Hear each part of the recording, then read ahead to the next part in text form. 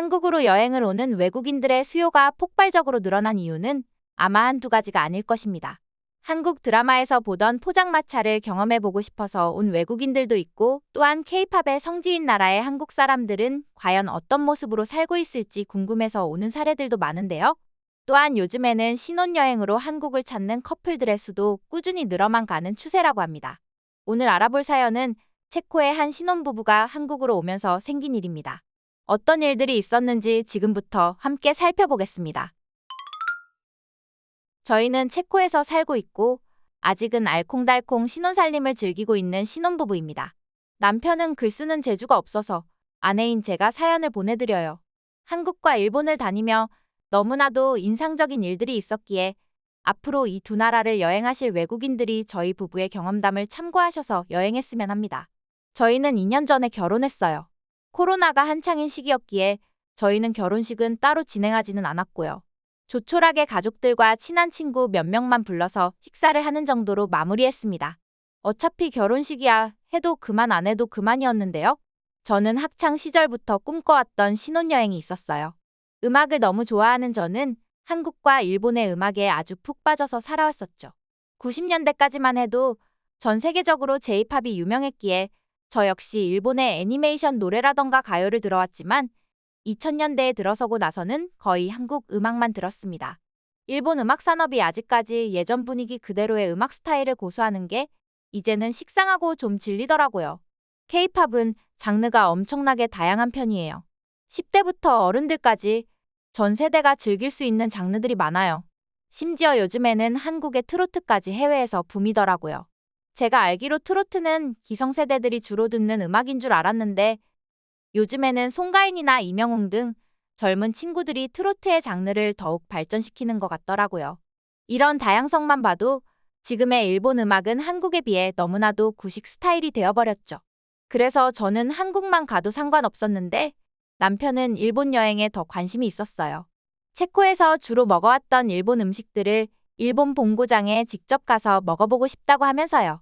저희 부부 둘 다 체코의 한식당이나 일본 식당에서 각 나라의 대표적인 메뉴를 먹어보기는 했으나 뭔가 아쉬운 면이 있었어요.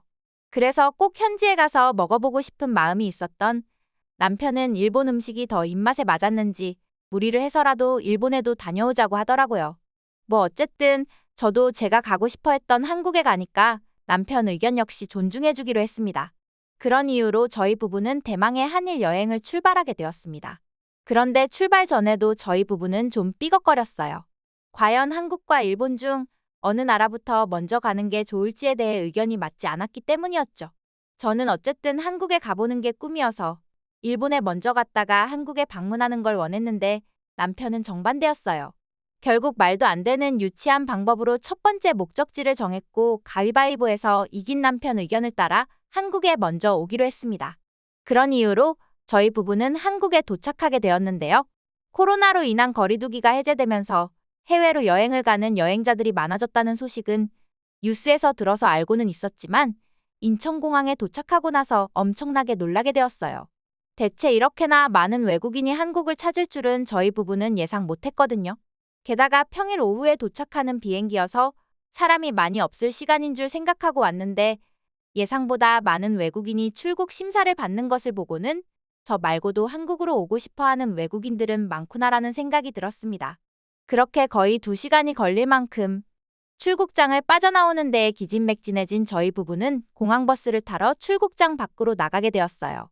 명동으로 향하는 버스 줄을 찾았고 저희는 가방들이 줄 서 있는 모습을 보게 되었는데요. 순간 뇌정지가 왔었어요.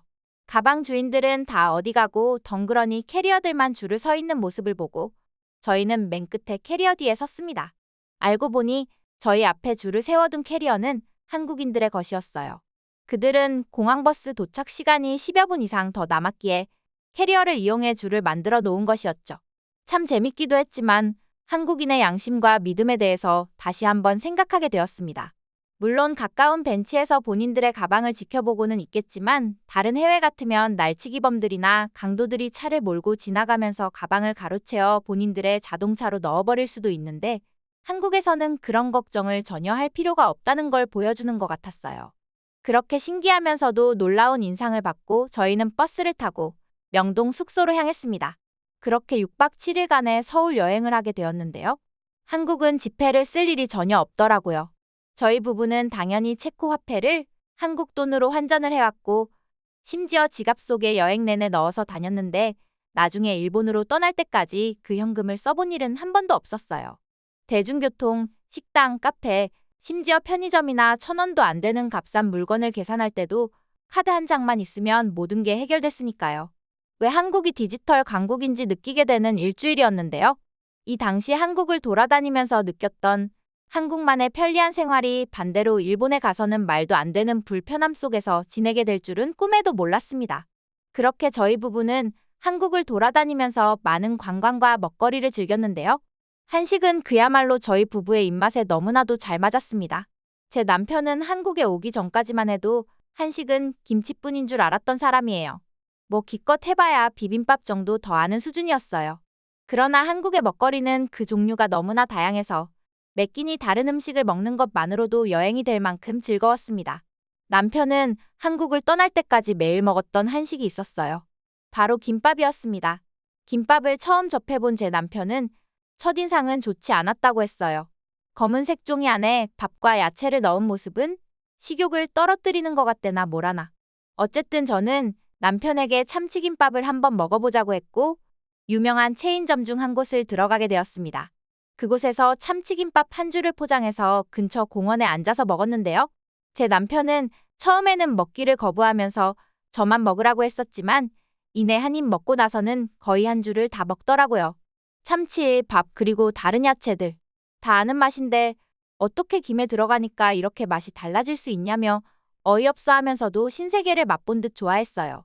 그 후로 남편과 저는 서울을 돌아다니며 한식들을 맛보았고 거의 모든 계산은 카드 한 장으로 끝내기도 했습니다. 또한 한국을 돌아다니면서 교통비를 말하지 않을 수가 없는데요. 저는 서울을 돌아다닐 때에도 잘 몰랐어요. 하지만 다른 외국인과 같이 버스를 타고 가게 된 적이 있었습니다. 그 외국인은 서울에서는 5번까지 환승할 수 있어요. 그러니까 내릴 때 카드를 잘 찍고 내려야만 해요. 저희는 거의 2시간 동안 기본 요금만 내고 돌아다닌 적도 있어요라고 하는 게 아니겠어요? 그 소리를 듣고 저는 정말 놀랐습니다. 세계에서 교통비가 비싼 나라도 아니고 노선 또한 다른 외국에 비하면 안 가는 곳이 없을 정도로 노선이 잘 되어 있는데 환승이 5번이나 된다는 말을 듣고는 그 다음부터는 서울 여행지를 갈 땐 항상 시간을 체크하면서 돌아다니곤 했어요.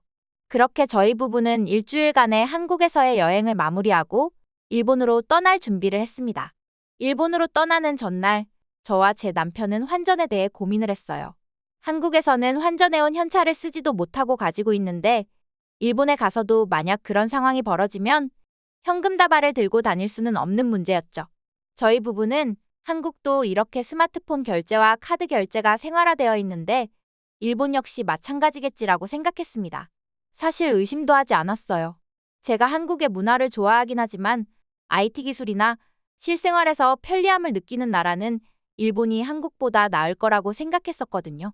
하지만 이런 아니란 생각이 저희 부부를 울릴 줄은 몰랐습니다. 바로 일본 도착 하루 만에 저희 부부는 멘탈이 무너지기 시작했는데요.